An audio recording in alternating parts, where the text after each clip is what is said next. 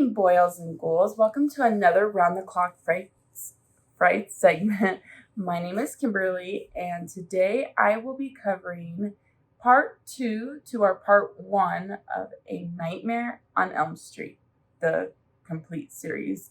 So in the first part, I discussed 4 of the movies. I discussed A Nightmare on Elm Street, the original, A Nightmare on Elm Street 2, Freddy's Revenge, A Nightmare on Elm Street 3, Dream Warriors, and A Nightmare on Elm Street 4, Dream Master. And let's just say there was so much I had to cover on that.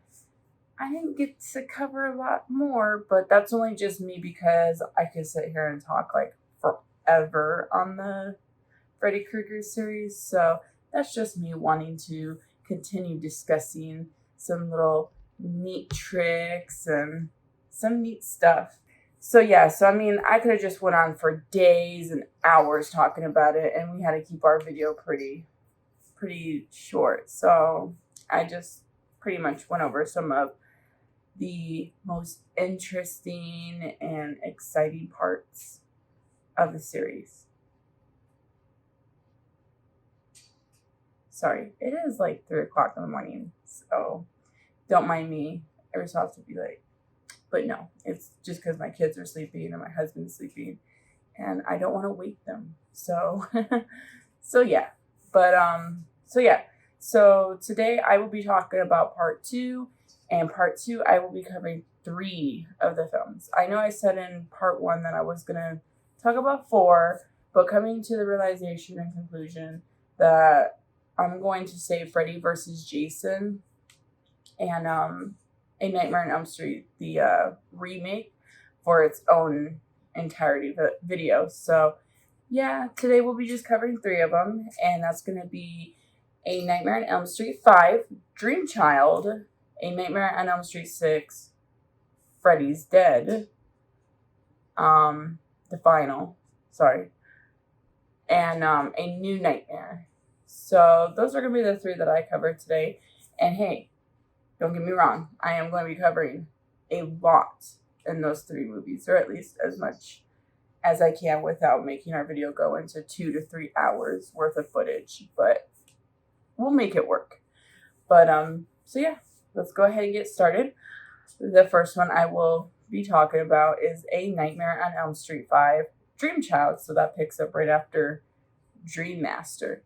So in the first part, I was kind of going over some of my my favorites, and I was ranking the Freddy Krueger movies with my first, my second, and my third favorite. And I know we never got to my first favorite because everybody was like, "What was her first?" Well, it's obviously got to be the 3, and then her next video because we didn't hear it in this one. Well, here it is, guys. Dream Child is my number 1. Now, I know what you're thinking.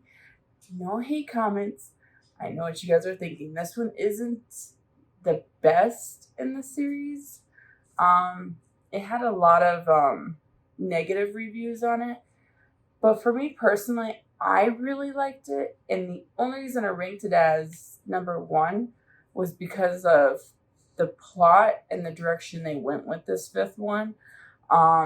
It seems a little, far out there because in this one, pretty much they bring back Alice and her super hunky boyfriend, Dan, and they're pretty much together in maybe a year or so after the 4th one. And they pretty much make a baby, and in this one you're dealing with a very pregnant Alice. And not only is Freddy haunting the dreams of Alice and whoever she pulls into her dreams at this point, but he is also having some kind of control over her unborn fetus's dreams, and I guess in a sense trying to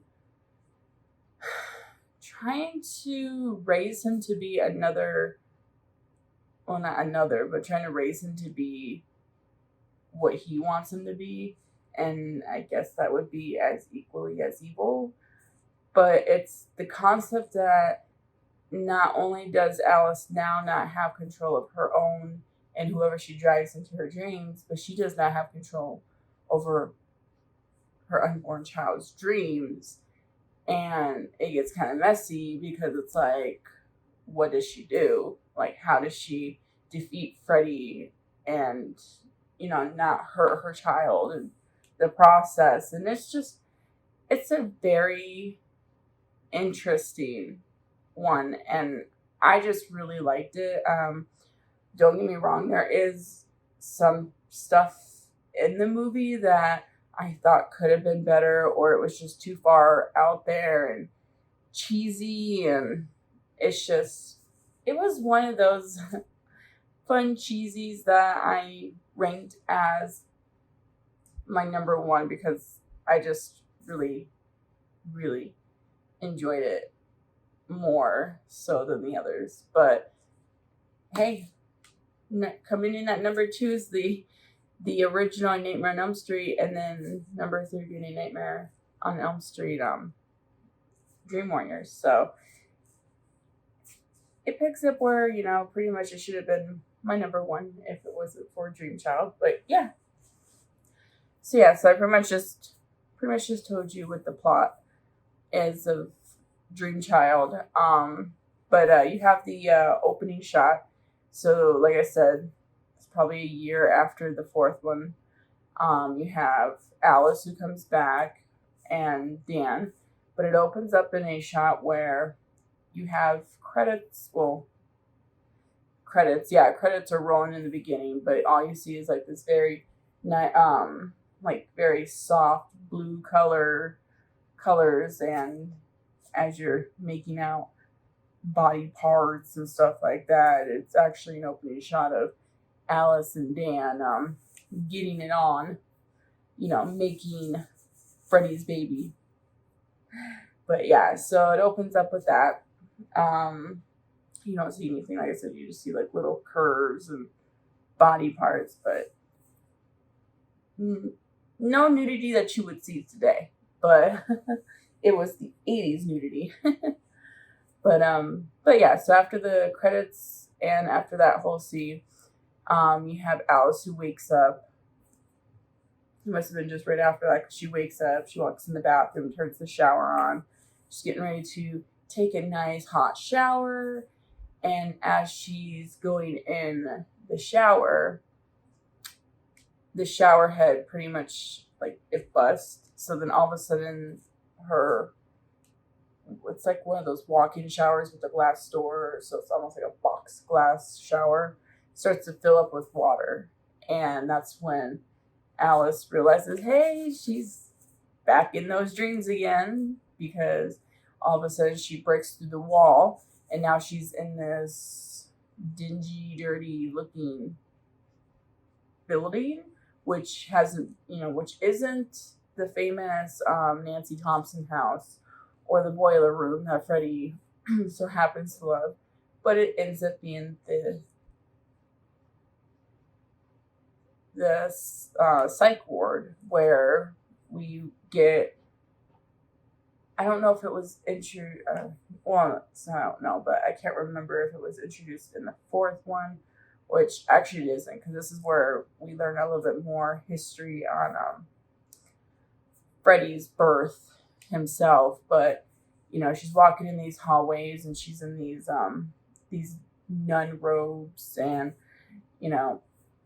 and then her name tag comes across as Amanda Kruger, which we realize is Freddy Krueger's mother. But it pretty much sums up the plot of what happened on the night.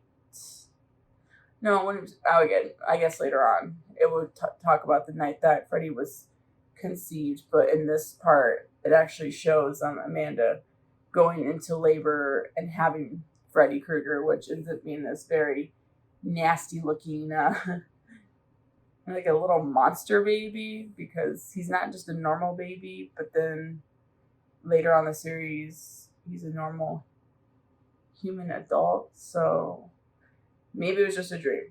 I don't know. That's where the plot gets kind of wonky. And it was like, okay, so did she give birth to a child or did she give birth to a monster? But yeah, but let's just say that for the sake of Dream Child, she just pretty much gave birth to this ugly looking gremlin monster. But yeah. So that's pretty much the opening of Dream Child.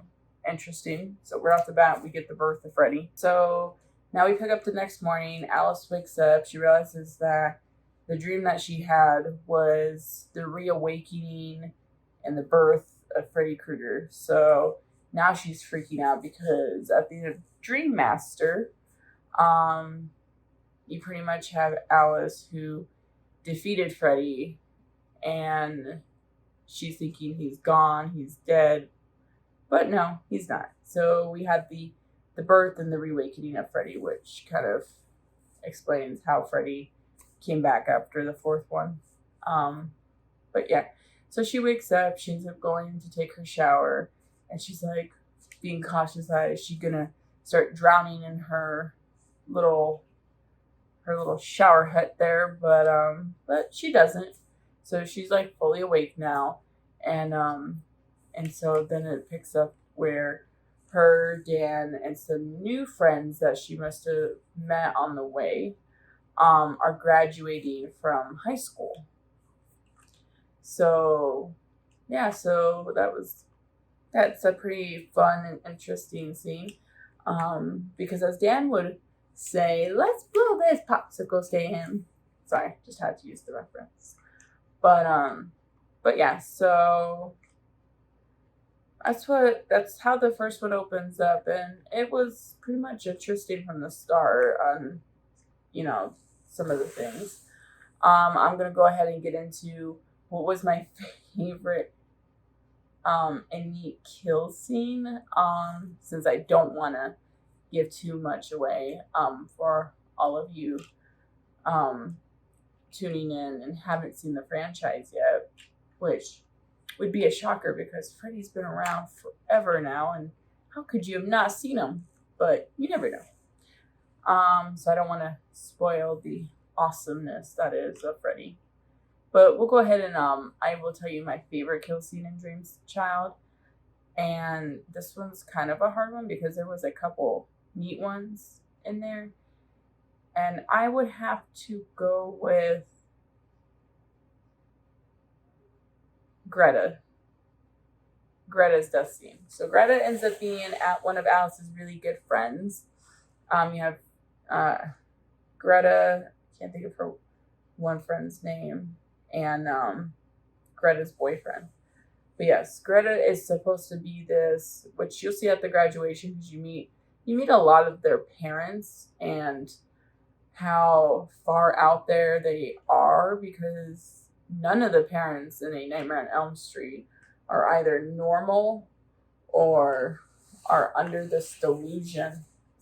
Sorry, don't know why I have my daughter's toy in my hand, but are under this illusion that their kids are just need sleep when they're having these nightmares. But yeah, so Greta's mom is not one of the normal ones. She's actually my least favorite character in this one because she is a real bitch. But sorry. But yeah, so she's pretty much at the dinner table. Her and her mom are like these like very wealthy people because they're having a fancy, looks like a business dinner at the table, and they're all like surrounded by a whole bunch of people that are either friends or family. I quite don't know. And mom's on one end, Greta's on the other end. Greta's probably one of the few people in the family that's like, I don't even care like about this wealth and all that. Like she's actually the pretty cool one. But she's just in there. She's looking like she's bored out of her mind, like falling asleep at the dinner table while her mom's just laughing it up and chatting it up with her friends or family. And so that's how Greta gets falls asleep and gets put into Freddy's dream, but you don't notice that. All you hear is just this, you could just hear the chatters of Mom and her friends, and then Greta falls asleep on the table, and she wakes up to Freddy coming out as a chef, and he is bringing a table full of food because Greta mentions to her mother that she is not hungry because she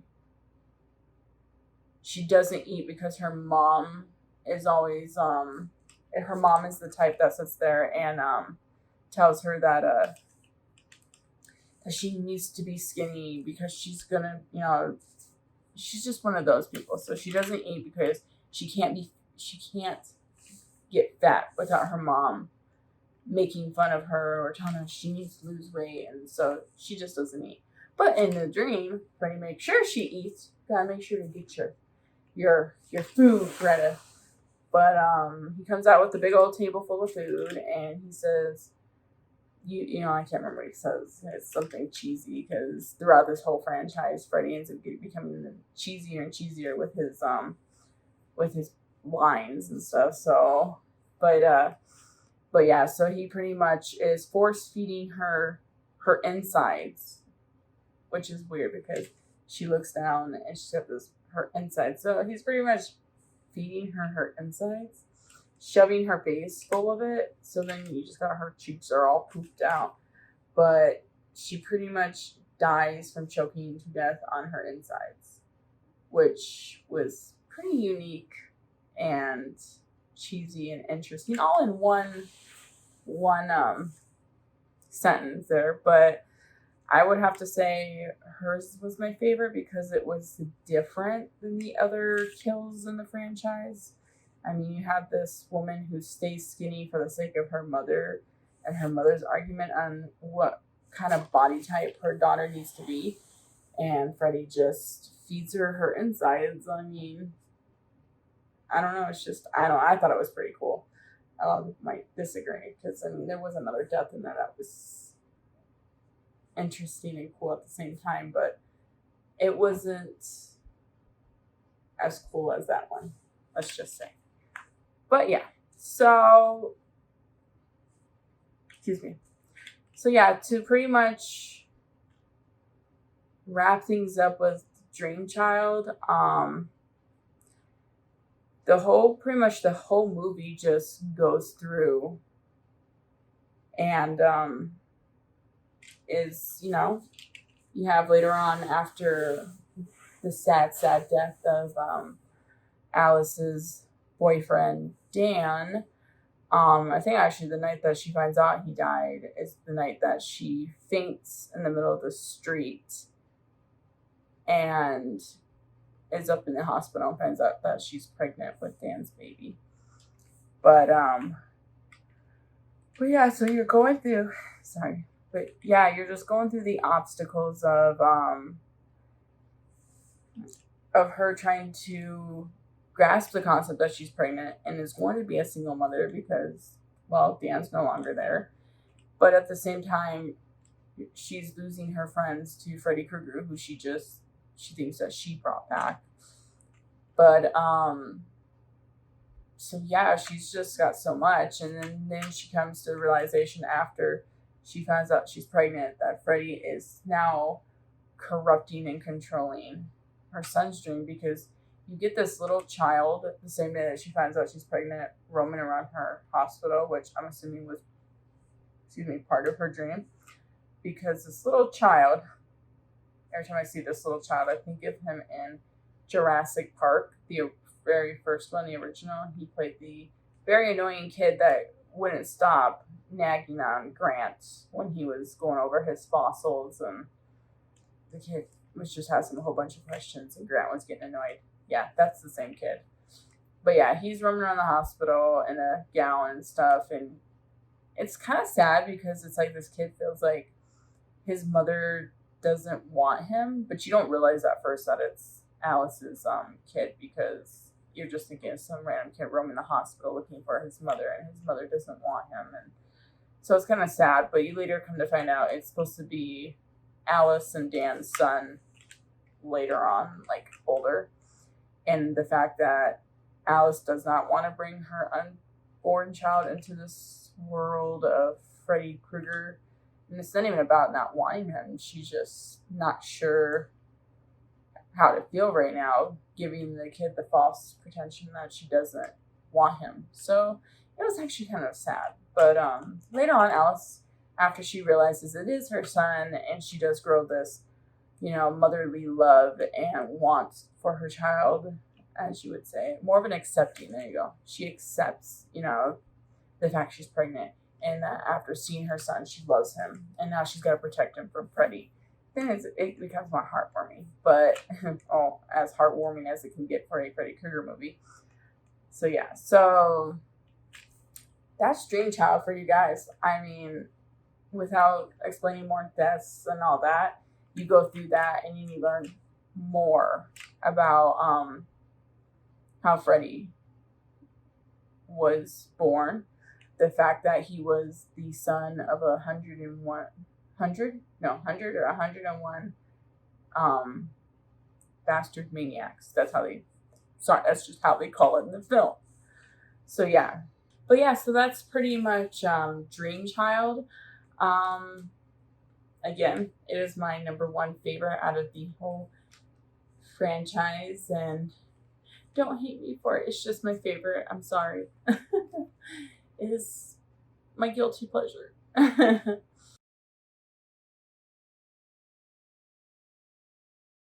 But yeah, so up next we are going to be talking about A Nightmare on Elm Street 6, Freddy's Dead, the final. Supposed to be the final out of the Nightmare on Elm Street series. And I say it with so much sadness like that because this one was not my favorite. Not my favorite at all. It is ranked probably the lowest on my list because of how bad it was. But yeah, so this is the 6th and supposedly the final out of the series. I think at this point they've dived and delved, deep into Freddy Krueger, used up all the ideas that they could, and was gonna end the series here. So yeah, it just wasn't my favorite.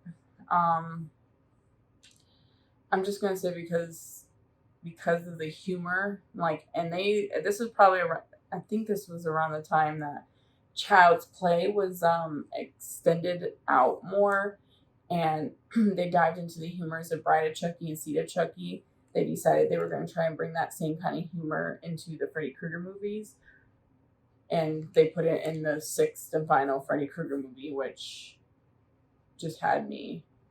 It just wasn't funny. I'm sorry. When you try to make a classic horror movie funny, and I mean, it feels like it's just forced, I just tend to lose interest altogether. Between that, they were diving into the 3D, it was this 3D era that every film had to be 3D. That was cheesy and ridiculous. Was not a fan of that at all. They tried it with Friday the 13th Part 3, and it was messy. I just didn't like that. Between those, and some of the acting wasn't the greatest in this one. Not gonna lie, kids. But pretty much this one revolves around Freddy's actual child, not Freddy's dream child, but about Freddy's, finding Freddy's actual child. But this is now after Elm Street has pretty much been wiped clean from all of the murders of the kids, and now Freddy's got nobody else to kill. So he's now, he somehow got into the dream of this one kid they call him John Doe because nobody really knows who he is. But, he's been haunting his dreams, but he isn't killing him because he's weak. So, I mean, that's how the opening shot is. You have John Doe in this dream world, I guess, because he's now in an airplane. He's all the way up off the ground. He's flying. He's sitting next to this old lady, and it's like he's been already having these dreams forever too, just so you know. So, he wakes up next to this, old lady, there's a turbulence in the air, he's flipping out. I think he already knows he's in Freddy's nightmare. And I can't remember, he asks the lady something, and the lady makes a remark, and it was supposed to be funny, but it wasn't funny. It was just ridiculous. And then you just see the lady go flying through the roof of the airplane out into the middle of nowhere, and yeah, then same thing happens with John Doe, and he's just falling from the sky, pulls a parachute, and lands in his bed in his house, and it's weird. It's really weird. I think he's still on Elm Street, to be honest, but it's just really weird how wonky it is. It just went from one. It's almost like an actual dream, how you would go into a dream and you can dream about multiple things, but it was just for a very scary, sinister, well, not sinister, but more of a dark horror classic. It just didn't fit with the Freddy universe. So, yeah. So you got him in his bed. He's saying, "I'm not gonna move," and his house goes up into flames. You see Freddy. Oh my gosh, this is my least favorite Freddy humor of this movie. But no, that's not how it goes. Sorry. The first time he wakes up out of his bed, he walks outside. It's supposed to be a bright, sunny day, and all of a sudden the house just falls right through the ground. And he's in the air, and he's falling like he was falling from the plane. He's falling again. Then he wakes up again out of a deep sleep in his bed in the same house, and he's like, "Nope, I'm not going anywhere," thinking he's still in a continuous dream realm. And the house bursts up into flames, and he's like, okay, gets up off his bed like he's gonna now leave because the house is engulfed in flames. Looks out his window, and Freddy, because the house is already flying at this point, he's falling down from the sky like the Wizard of Oz, which, hey, there's our Freddy humor. He looks out the window. Freddy is flying on a broomstick as the Wicked Witch of the West. And he says, "I will get you, my little pretty, and your little soul, too." Guys, I told you Freddy was not funny. That was the most ridiculous humor they could have had with Freddy. Like, really? For Freddy Krueger to be saying stuff like that? Come on now, guys. Let's just not. Let's bring back the scary Freddy that we all know and love, and keep his dark humor at bay. Like, I like some of his little humors here and there throughout the franchise, but not when they started throwing them in on the sixth one, like with these ridiculous lines like that. So yeah. So pretty much John Doe's mission is to go into Springwood to fetch Freddy some more kids to kill, along with finding his daughter, which John Doe doesn't know that he has a daughter. Throughout this whole movie, he thinks he's his son, and that's why Freddy's been pretty much teasing him, but not really killing him. But then you come to find out, no, he only kept him alive long enough so he could go get him his daughter and pretty much bring them back to Elm Street, because he can't leave Elm Street. Like, you'll see that later, that when John Doe exits Elm Street with this very fake body image through a screen, almost like the Coyote and the Roadrunner, where he runs through a picture and then you just see the Coyote's body shaped through this portrait. Yeah, they did that in Freddy's Dead, and that was sadly ridiculous. But yeah, so he can't leave Elm Street. He's got to fetch these kids and his daughter and bring them back to Elm Street, which he does. John Doe goes into this, I don't know if it was a foster home. I don't think it was a foster home. I think it was just it was a place that delinquents and kids that are very bad behaved goes to, because where his daughter works at, and she's going on a trip to find out a little bit more about John Doe, because John Doe gets brought into that building, and she pretty much goes back to Elm Street, which then three of the kids, which you have Tracy, and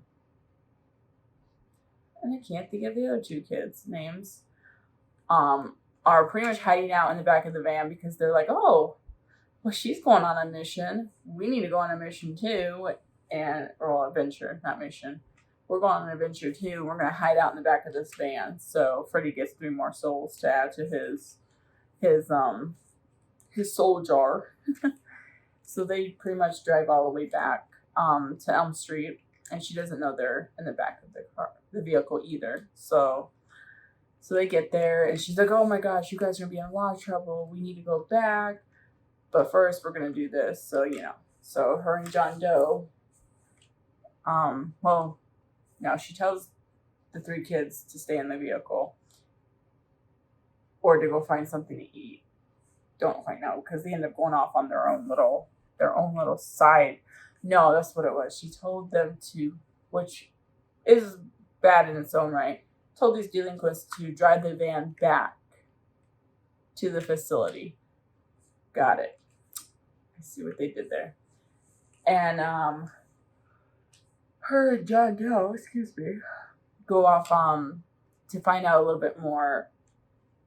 And then, now that I think about it, wasn't more about John Doe. It was more about what Fred Krueger, because she's been having these nightmares, but it's not nightmares of Freddy. It was just these nightmares of her traumatized childhood. So yeah, but she doesn't know. That's not what she knows yet. She just thinks that's just her traumatized childhood. She's just going to help John Doe figure out.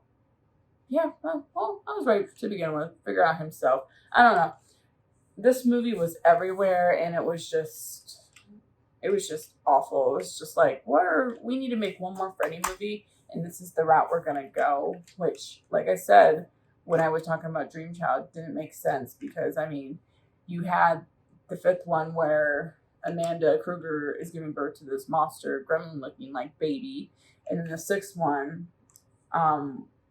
when his daughter is having these flashbacks of her traumatized childhood, which is supposedly before Fred Krueger became Freddy Krueger of the dream world. It was still when he was still human, and pretty much before all the parents went into town and torched him for murdering their children or murdering children.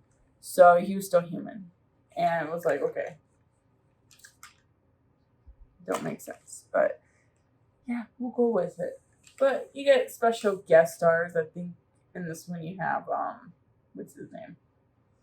Alice Cooper playing as Fred Krueger's dad, because you get a flashback of that messy situation, which, Fred Krueger's stepdad, not his actual dad, because his dad is just these 100 son of 100 bastard maniacs. So we don't really know who Freddy Krueger's real dad is, because Amanda Krueger got raped by 100 of these, and these lunatics, I guess. So no, it's his stepdad, but his stepdad was very abusive. But you get that special guest. You also have Roseanne Barr, and I can't think of her husband's name in real life. Well, was her husband. I don't think they're together anymore, but there's supposed to be some kind of people that live on Elm Street now, after all the children have been born, after all the children have been killed, and there's pretty much no more children left on Elm Street. So now they're pretty much going insane with the fact that there's no children, and when Tracy and the 2 other boys are off on their own little adventure after she told them to go back to the facility, those kids run into Roseanne and her husband, and it was like, they were like, oh my god, kids, and Interestingly not. Sorry. I mean, I love Roseanne Barr and I love the TV series she did, Roseanne, but I just, no. Sorry. This whole film was a mess. I'm sorry. I just can't with this film.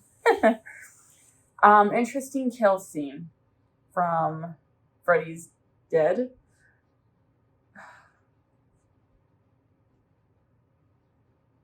I really don't have one. I'm sorry. This one I just don't, because all of the death scenes in this was very cheesy and garbage. Like, you have, well, you realize that the three kids out of Tracy and the two boys are these stoner kids because, well, the one is the blonde headed kid. Can't think of his name. He's a stoner kid. Yeah, his death scene was just bad. He dies in a video game because that's what he loves doing, is playing video games. So he's just,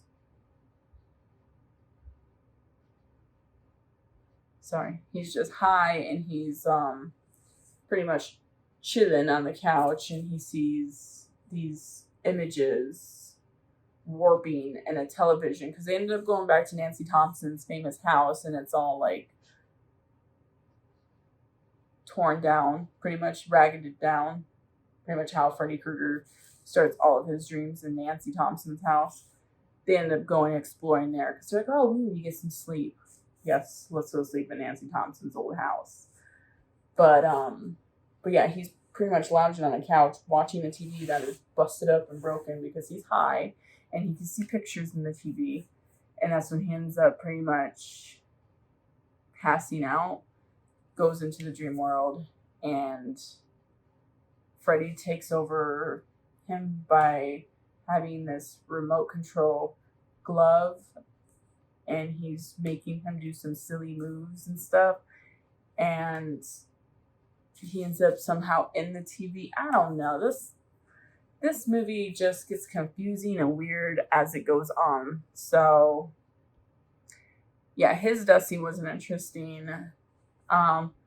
Maybe a redeeming factor to the kill scene would be the other kid, because he's like the first to die out of the three, and he goes up into the room to go lay down on this very nasty, dirty bed, which, first of all, I'm not going to go into a strange,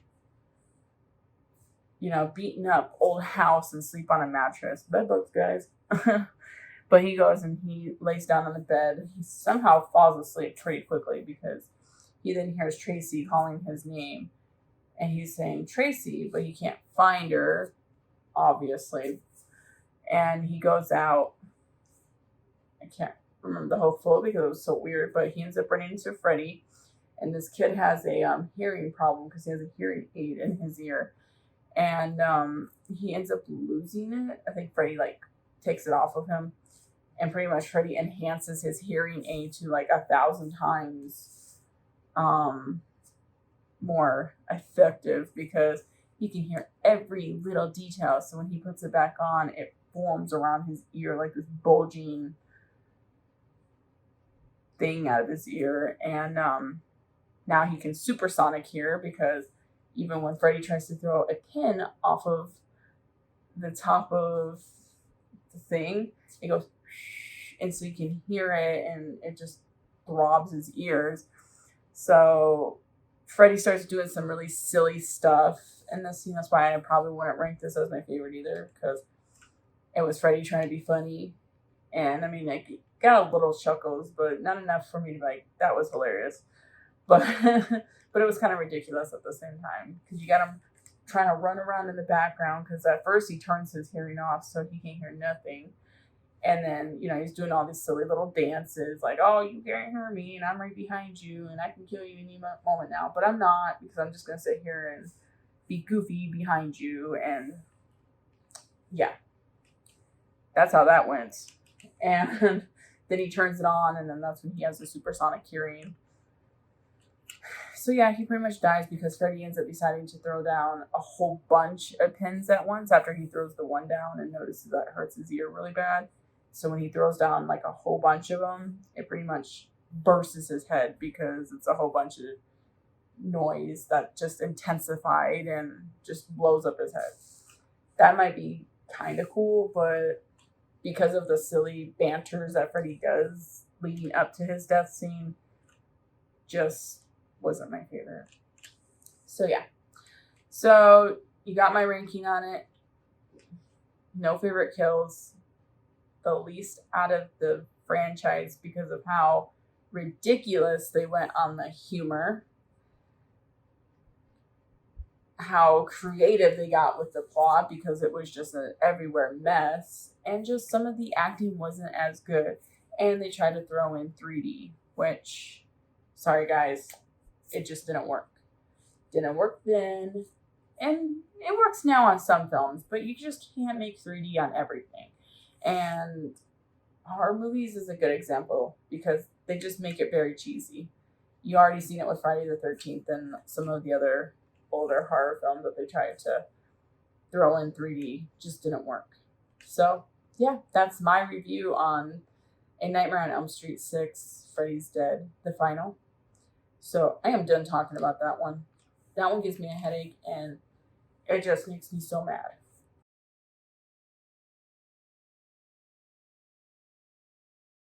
Hi, welcome back. All right, so now I am going into the last one that I talk about out of this series. And this one's way after A Nightmare on Elm Street 6, Freddy's Dead.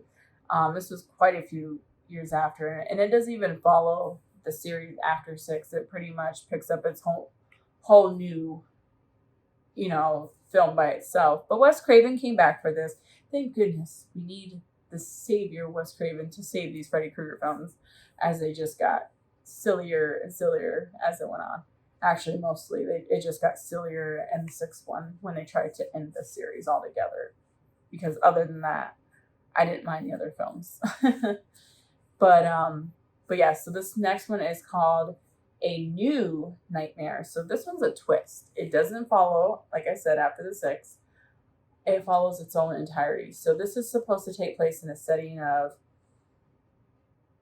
a Freddy Krueger film after a Freddy Krueger film because it gives your honorable mention of the original Nightmare on Elm Street. And in this universe, you have the actor who plays Nancy Thompson. She actually plays herself, Heather Langenkamp. So she doesn't have a special name. It's like these actors are living outside of the Freddy world, living their everyday life as they would now today after the Freddy Krueger films. So they bring back Nancy Thompson, but as Heather Langenkamp. She's got a husband and a son. This is after the original A Nightmare on Elm Street blew up, and she's famous. And her husband's this special effects creator, which actually, now that it comes to think of it, I believe her husband in real life is a special effects creator. So that's kind of interesting. And his name is Chase. I had to think of his name for a second in the film. I don't know if that's really her husband's name. I have to look that up because I can't remember. But yeah, so he's in this film, and this is like the very opening shot. He is creating a new Freddy glove for a new Freddy Krueger movie that Wes Craven is thinking about developing. So he is creating a new glove with his two colleagues, I guess. Not colleagues, but they help him. They're like all like in a group that helps him build this glove together. And it starts off in a nightmare because they're on the set, they're building this glove, and for some reason this glove is electronic. So the glove pretty much comes to life, and they think it malfunctions, but it pretty much twitches, and then all of a sudden it comes right after Chase's two like the two people that are helping him make the glove, and they stab him right in the chest and they kill him. And that's when Heather wakes up from her dream, and they're in California because that's where every celebrity lives when well, not every celebrity, but a lot of celebrities go after their career launches.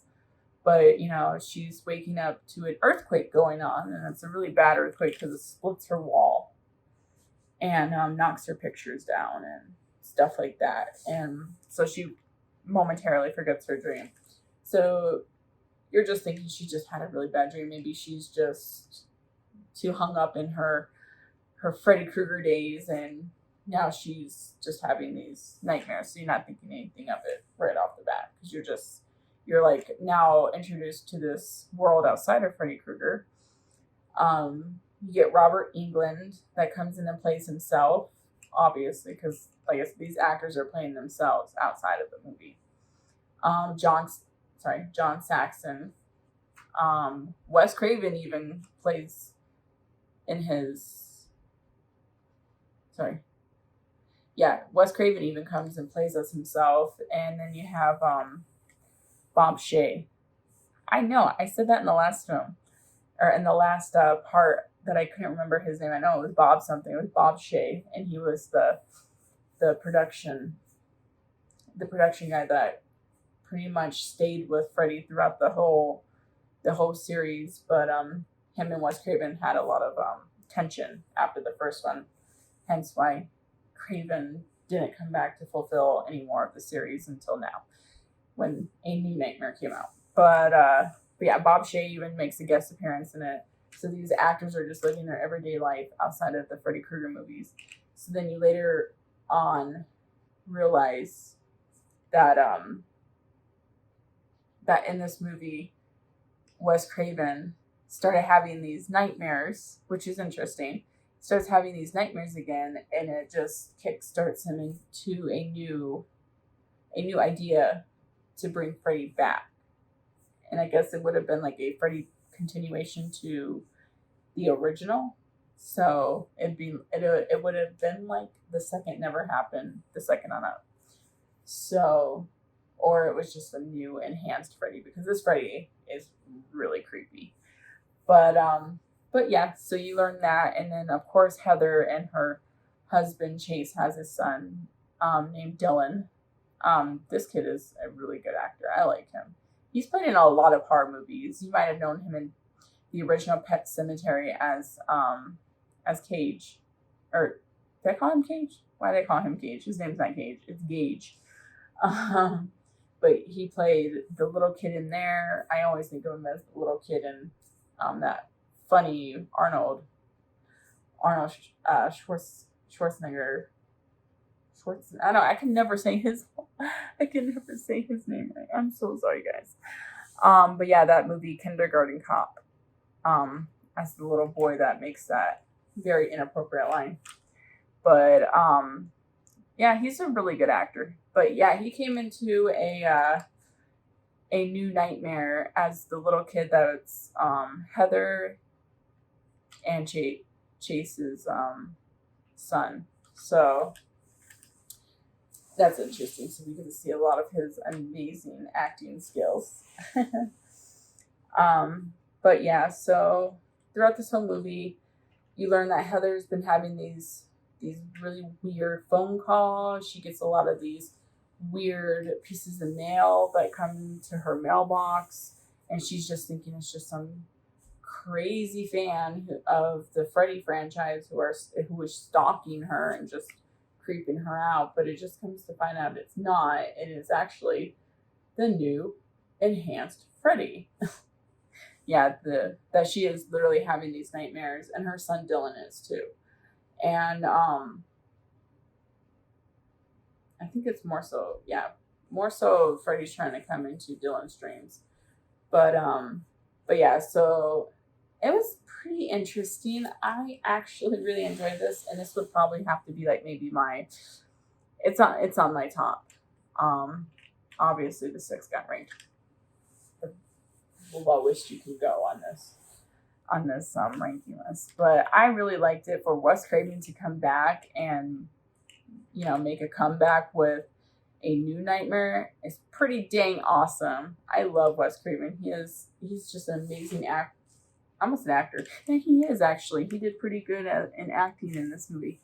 But he's a pretty good director. Like, he's like my favorite director out of the whole horror the horror universe. I meant to say, I am tired. It is like 4:30 in the morning, so sorry if my words just coming out all weird. But yeah, he is a pretty dang good director. But yeah, he made a comeback and, redoing A New Nightmare. It pretty much took that sour taste out of our mouths from the A Nightmare on Elm Street 6. Freddy's Dead. It took that sour taste out of our mouths, saying, okay, finally, we got the ending that we all deserved. And yeah, I enjoyed it a lot. Like, the fact that the very end of this movie, after, Heather goes through these dreams and loses her husband, and her best friend / babysitter, it's it pretty much comes to realization after she talks to Wes and Bob, and how Wes is coming up with this new idea after a dream that he had, and Bob's, ready to start a new film with the Freddy Krueger movies, that Wes wants Heather to play Nancy one more time. So at the end, you have Dylan, who ends up going into the dream universe because he falls asleep, and under his bed is where all these creepy, freaky dream stuff happen. And Heather realizes that earlier on in the movie. And she goes in his room, sees that he's gone. And she, follows the trail of sleeping pills. It's almost like the trail of breadcrumbs and Hansel and Gretel. But she's following the trail of sleeping pills. She's taking them as she goes, because the more she gets to Dylan's bed, the more she'll be zonked out and ready to go into this dream world. And she does. She slides down the bed like a big slide. And you're thinking, Freddy's going to pop out of the sheet somewhere at her. But no. She enters this dream world where she goes to try to find her son Dylan. And goes through the motions after she finds, Dylan, and they defeat Freddy. And they come out of the dream world. She finds the script. And it has everything that happened from the beginning of A New Nightmare to the end. You're realizing that it was a movie a whole time. It was pretty cool. It was interesting. Hard for me to explain it over without you watching, because it's like, that sounds confusing. Because it does sound kind of confusing. But you got to watch it if you haven't. It's definitely a really good wrap up to the Freddy Krueger universe, and with Wes Craven, being the original creator of Freddy, and then coming and finishing him up with A New Nightmare. It was good. So there you go, guys. That is my part 2 to A Nightmare on Elm Street. And I pretty much covered this whole series in a 2-part video. Like I said, I can go on forever with these films. They are amazing. And I can go on forever talking about how much the 6th one sucked next to the remake. But I'm not going to. So yeah. If you guys haven't seen the whole series, go buy the box set and do a Freddy Krueger binge watch, because it is definitely something that you have to jump on board. You may like it. You may not like it. You may not like it for the sake of it. It's probably like another Friday the 13th, where it's like, it's just one of those cheesy fun films. But hey, give it a try at least. But yes. So again, thank you for joining me on this video. I will eventually get to reviewing Freddy vs. Jason and the remake to A Nightmare on Elm Street in its own entirety video. Do not want to cover that here because there's just so much I want to talk about with those ones. But yeah, so that is my part 2 to the Nightmare on Elm Street series. You have Dream Child, Freddy's Dead, and A New Nightmare. So thank you. Again, if you like what you watch, definitely subscribe to our channel. We post content weekly for your entertainment. well, as you see, we're still in self quarantine where we're running our videos in different locations, but for now. But that's okay because we will bring you content weekly like we promised. But yeah, any suggestions to any other reviews that you want us to cover, leave them in the comments below, and we'll definitely be interested in taking a look at that. Again, thank you. Bye.